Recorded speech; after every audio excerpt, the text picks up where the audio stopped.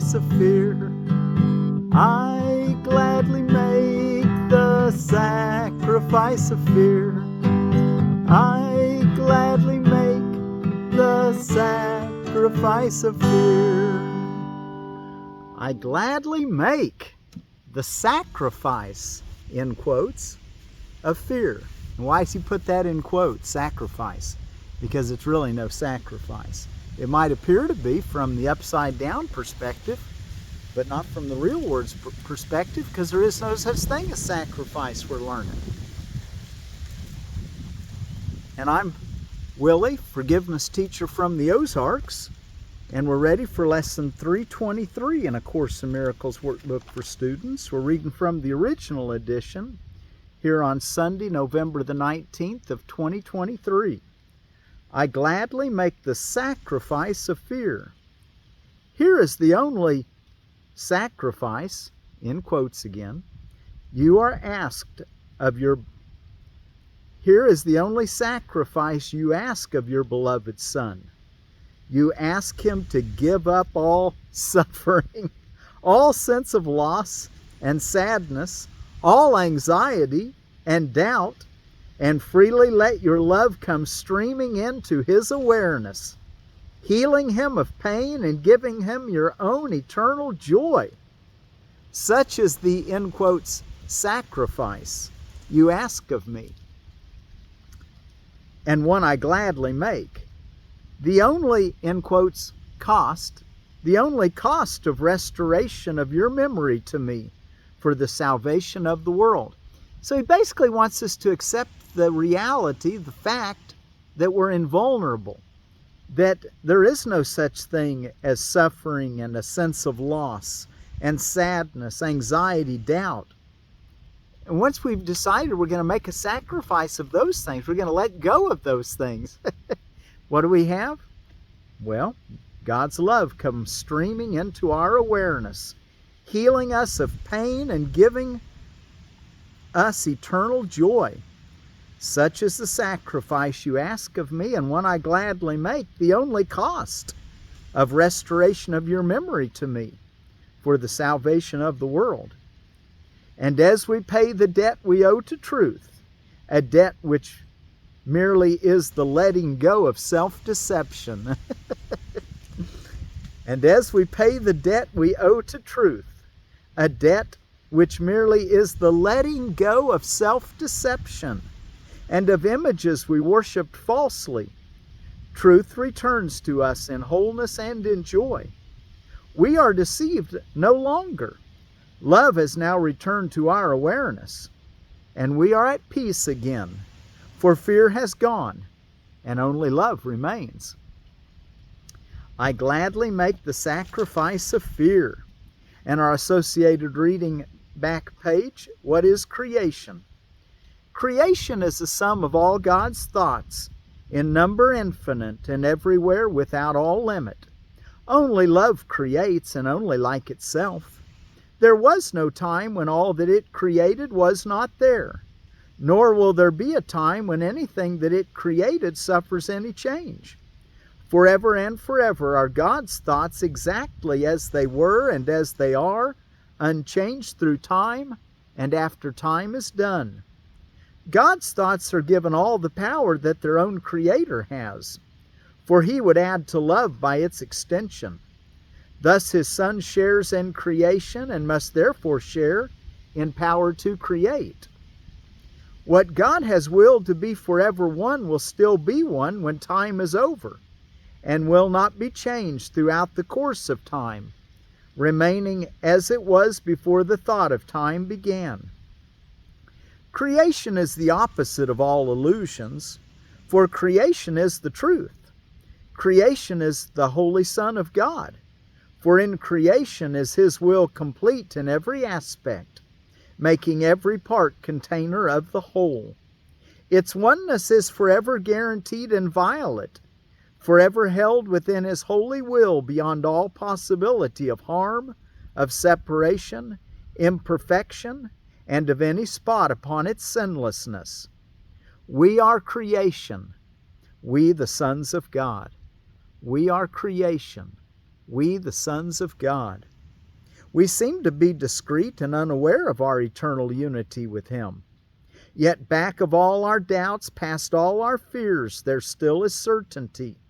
For love remains with all its thoughts, its sureness being theirs.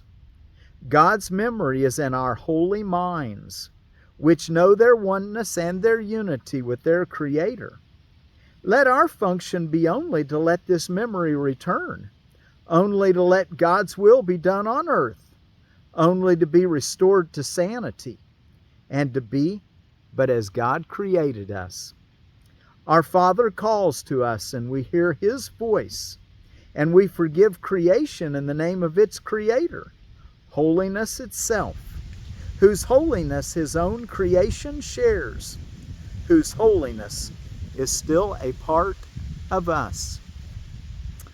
Okay, and let's go look in our Manual for Teachers reading, taking along with us the idea, I gladly make the sacrifice of fear. Jesus knows how to speak humorous, doesn't He? I just love the way He sees things in such an uplifting, happy way. He uses words very specifically for us. And He uses the word sacrifice in quotes because He's using it to tell us that, well, there's really no sacrifice, but if you want to think there is a sacrifice and you're going to sacrifice something, well, then sacrifice the idea that you're vulnerable. Sacrifice anxiety. Sacrifice pain and suffering. Okay, and now we're on in Manual for Teachers, chapter 16. How should the teacher of God spend his day? And we're talking about how those with less than certainty, remember the certain teachers of God, the advanced teachers of God, have the certainty that there is no need for any kind of plan for the day because the answer, God, is with them always and shows them exactly what to do in every moment and what to think, what to say, and what to do. Okay, but we are looking it started in paragraph 2, talking about, but what about those who have not reached the advanced teachers of God's certainty? And we left off in paragraph 7. So let's go ahead. Let's read paragraph 6 again, too. There is one thought in particular that should be remembered throughout the day. It is a thought of pure joy, a thought of peace, a thought of limitless release. Limitless because all things are freed within it. You think you made a place of safety for yourself. You think you made a power that can save you from all the fearful things you see in dreams. It is not so. Your safety lies not there. What you give up is merely the illusion of protecting illusions. What you give up is merely the illusion of protecting illusions. And it is this you fear, and only this. How foolish to be so afraid of nothing, an illusion. Nothing at all. Your defenses will not work, but you are not in danger. You have no need of them, of your defenses. You have no need of your illusions. Recognize this and they will disappear. And only then will you accept your real protection. Paragraph 7. And that's where we read that yesterday. Let's read it again today. How simply and how easily does the day slip by for the teacher of God who has accepted His protection. I mean, you are, in your own imagining, you are vulnerable, but not in God's imagining. And we want to rely on His guidance and leadership, and knowing that we really can't be bullied around. We talked about yesterday, International or National Bullying Awareness or something day. Well, the truth is that no matter what comes to us, it's our own thoughts coming back to us, and we can sit still and let it pass. This too shall pass. One of the favorite sayings out of the Bible, actually. Knowing that God goes with you wherever you go, and that anything that comes to you is to teach you that God is trustworthy, and that love is always present, and is omnipotent and can overcome any challenges. Just trust that. So paragraph 7, how simply and how easily does the day slip by for the teacher of God who has accepted his protection. All that he did before in the name of safety no longer interests him, for he is safe and knows it to be so. He has a guide who will not fail. He need make no distinctions among the problems he perceives, for he to whom he turns will, with all of them, recognizes no order of difficulty in resolving them. He is as safe in the present as he was before illusions were accepted into his mind, and as he will be when he has let them go. There is no difference in his state at different times and different places, because they all are one to God. This is his safety, and he has no need for more than this. Yet in paragraph 8, yet there will be temptations along the way the teacher of God has yet to travel, and he has need of reminding himself throughout the day of his protection. How can he do this? Particularly during the time when his mind is occupied with external things. He can but try, and his success depends on his conviction that he will succeed. His success will depend on how willing he believes that he will succeed, his conviction. He must be sure success is not of him, but will be given him at any time, in any place and circumstance he calls for it. He must be sure success is not of him. Remember, there's a power in us, but not of us. It's from God. He must be sure success is not of him, but will be given him at any time, in any place and circumstance he calls for it. There are times his certainty will waver, and the instant this occurs, he will return to earlier attempts to place reliance on himself alone. Forget not, this is magic, and that magic is a sorry substitute for true assistance. It is not good enough for God's teacher, because it is not enough for God's son. Paragraph 9. The avoidance of magic is the avoidance of temptation. For all temptation is nothing more than the attempt to substitute another will for God's. These attempts may indeed seem frightening, yet they are merely pathetic. These attempts to save yourself with your own ingenuity instead of relying on the Holy Spirit's omnipotent, ever-loving power. These attempts may indeed seem frightening, yet they are merely pathetic. They can have no effects, neither good nor bad, neither rewarding nor demanding sacrifice, healing nor destructive, quietening nor fearful. When all magic is recognized as merely nothing, the teacher of God has reached the most advanced state. Wow, there you now will know when you get to your advanced state. When you don't see anything as, I like to think of magic thoughts as thoughts that you think apart from God, a thought apart from the whole, where you benefit, but not everybody benefits. And how could you know that for sure unless you were trusting God's guidance? When all magic is recognized as merely nothing, the teacher of God has reached the most advanced state. All intermediate lessons will but lead to this and bring this goal nearer to recognition. For magic of any kind in all its forms simply does nothing. Its powerlessness is the reason it can be so easily escaped. What has no effects can hardly terrify. Paragraph 10. There is no substitute for the will of God. In simple statement, it is to this fact that the teacher of God devotes his day to the will of God.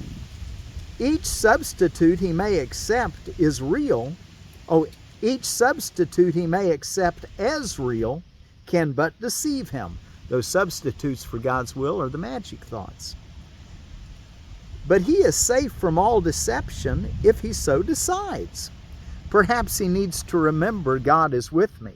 I cannot be deceived. Perhaps he prefers other words, or only one or none at all.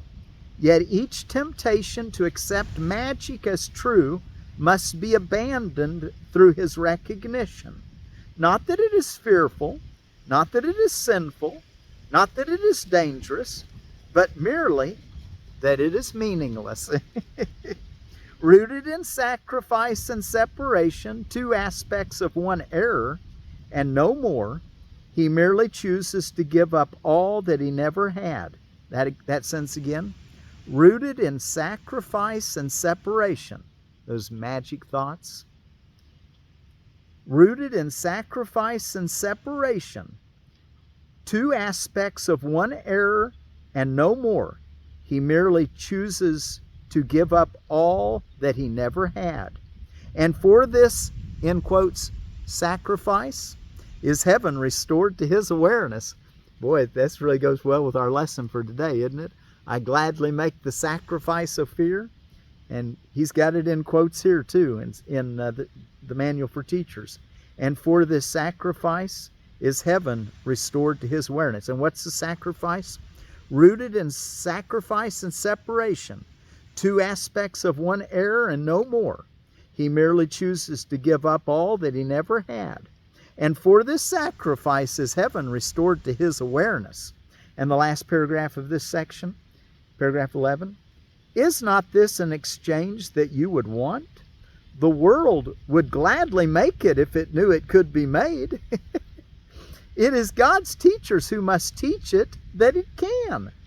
So we're letting people know that we can choose between illusions and the truth. And so it is their function to make sure that they have learned it. No risk is possible throughout the day except to put your trust in magic, for it is only this that leads to pain. There is no will but God's. There is no will but God's. His teachers know that this is so and have learned that everything but this is magic. All belief in magic is maintained by just one simple-minded illusion, that it works. All through his training, every day and hour, even every minute and second, must God's teacher learn to recognize the forms of magic and perceive their meaninglessness. Fear is withdrawn from them, and so they go. And thus the gate of heaven is reopened, and its light can shine again on an untroubled mind. There is no will but God's. God is love. And for the ones of you that do practice,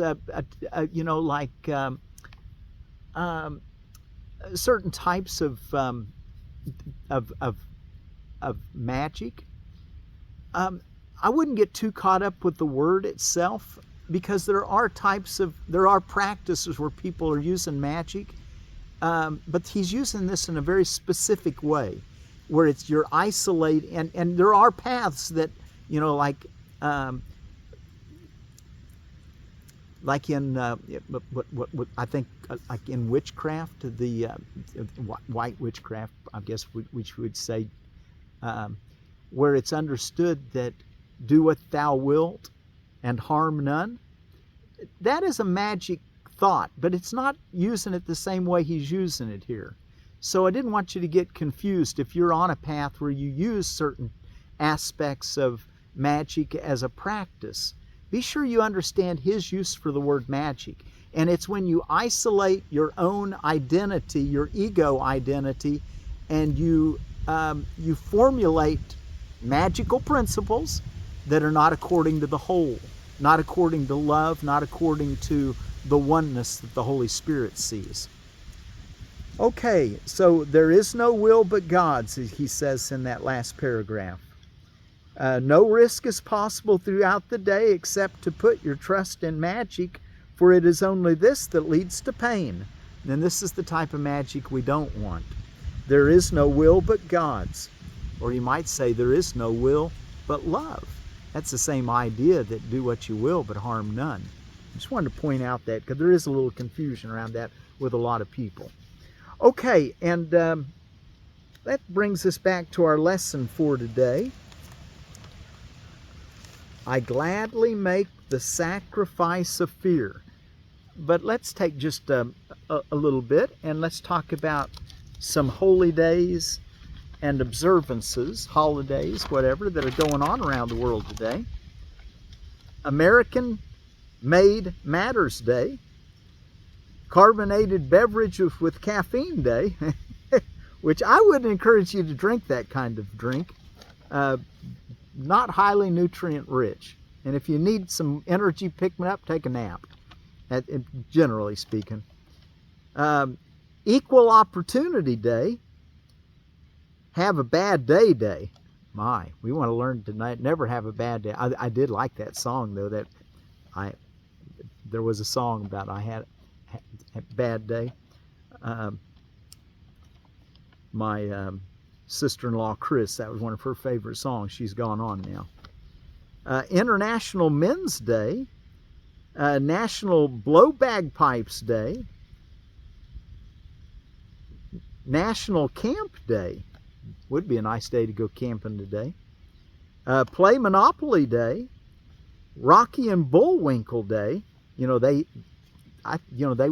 were I think November the 19th of 1959 is when they first saved the day.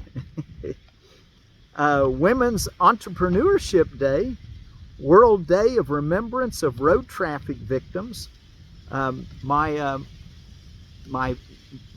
wife and my children's mother was killed in a car wreck. She left this world in 1992 in a car wreck. We were all in the vehicle, and all 6 of the kids and me and her, and she didn't walk away. The rest of us did. And I got to be a Mr. Mom from then on out. And I learned a lot. Having 6 kids that all were between the ages of 10 months old and 10 years old will sure teach a man something. And my favorite passage during that time was, all things work together for good, period. All things work together for good. And I was going to let God lead me and guide me. And boy, he sure did awaken me through that experience. And anyway, I do want to thank, her name was Diane, and I feel like she's been like a guardian angel to me ever since, leading me on. We had got the Course in Miracles that day, and that was our first day of getting the course. We had planned on reading it together. And I feel like we still read it together, but she's on a higher frequency or a different frequency. and then it's World Toilet Day, which I've got to tell you about a World Toilet Day in just a minute. Before we do, though, let me tell you just a minute about Consort black currants in edible landscaping. It's the Ribes nigrum, and also McKay Nursery sells these plants and has a lot of information about them. So let me tell you a little bit about the Consort black currant. Consort is a productive rust-resistant European black currant. It was bred and selected in Canada for immunity to white pine blister rust. Clusters of medium-sized fruit mature in June on this small, compact bush, 4 to 5 foot tall and wide. Consort likes rich, sweet soil, but is widely adaptable and can thrive with neglect, especially in the northeastern U.S. Europeans love its assertive flavor and aroma, and it is a benefit nutritionally for anyone that includes them in their diet.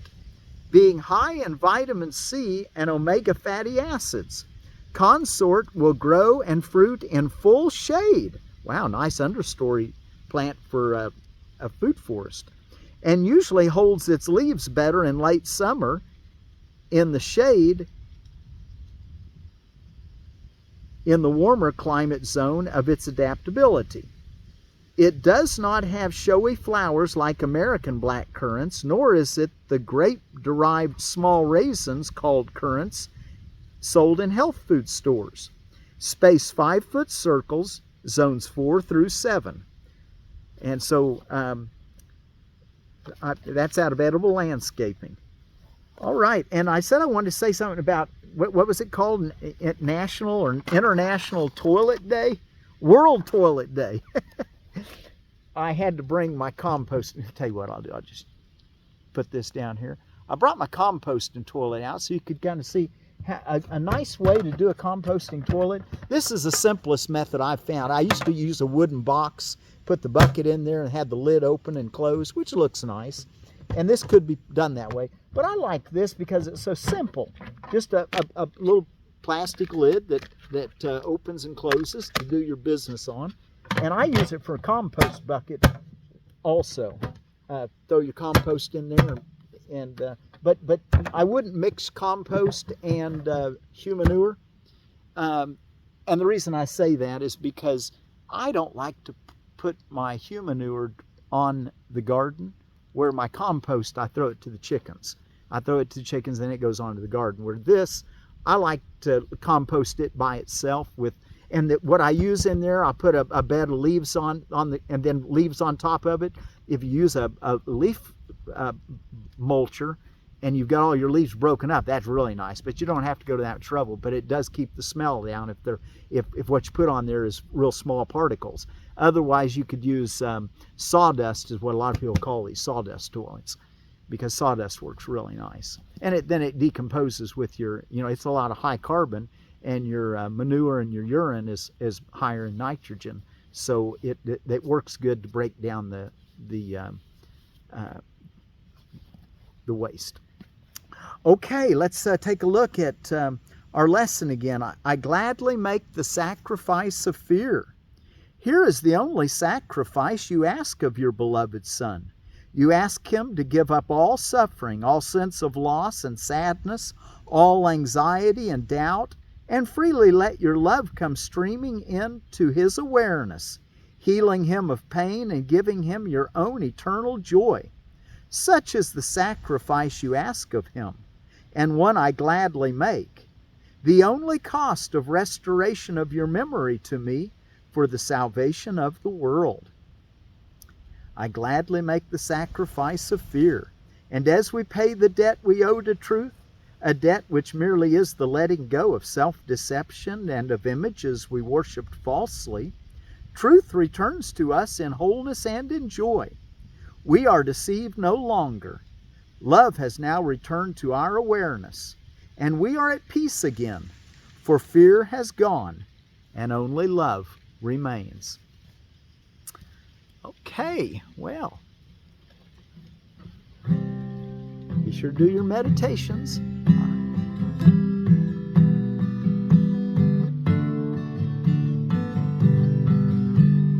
I gladly make the sacrifice of fear.